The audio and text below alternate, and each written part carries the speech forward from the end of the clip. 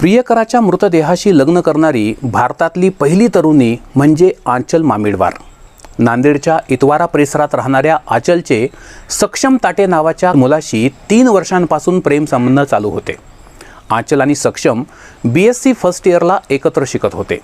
जात वेगवेगळी असल्या कारणानं आंचलच्या घरच्यांचा या प्रेम संबंधांना विरोध होता आणि त्यातूनच आंचलचे वडील गजानन मामिडवार आणि भाऊ साहिल मामिडवार यांनी सक्षमची गोळी घालून आणि डोक्यात फरशीचा प्रहार करून हत्या केली। परंतु सक्षमची हत्या करून हा मामला निपटेल असा मामिडवार कुटुंबाचा जो गैरसमज होता तो आंचलनं मोडून काढला। आंचल थेट सक्षमच्या घरी पोहोचली आणि मृत सक्षमच्या डेड बॉडीशी तिनं लग्न केलं। सध्या ती सक्षमच्याच घरामध्ये सून म्हणून राहतेय।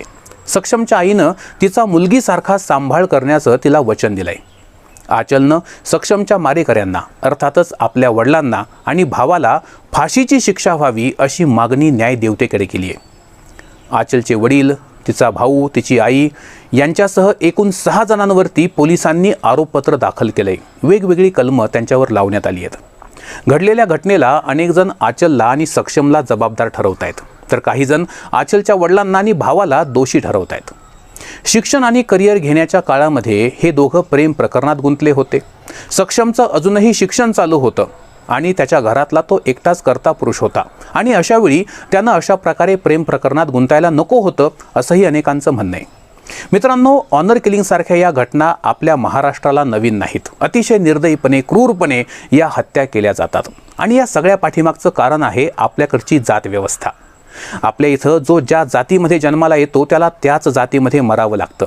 एक वेळ तुम्हाला धर्मांतर करता येईल, धर्म बदलता येईल, परंतु तुम्हाला स्वतःची जात कधीच बदलता येत नाही। प्रत्येक जात ही स्वतःची अस्मिता, स्वतःचा दुराभिमान आज जपते। प्रत्येक जातीला आपणच श्रेष्ठ आहोत हा आज गैरसमज झालाय। मित्रांनो, इथं एका जातीच्या महापुरुषाला सुद्धा दुसऱ्या जातीमध्ये स्थान मिळत नाहीये।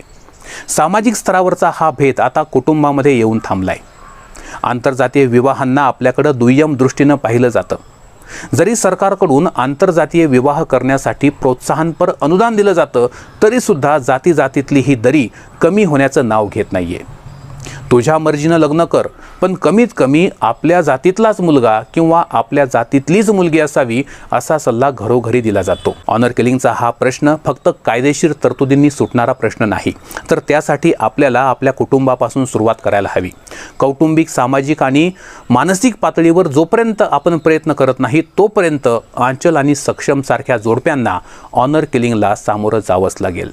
धन्यवाद।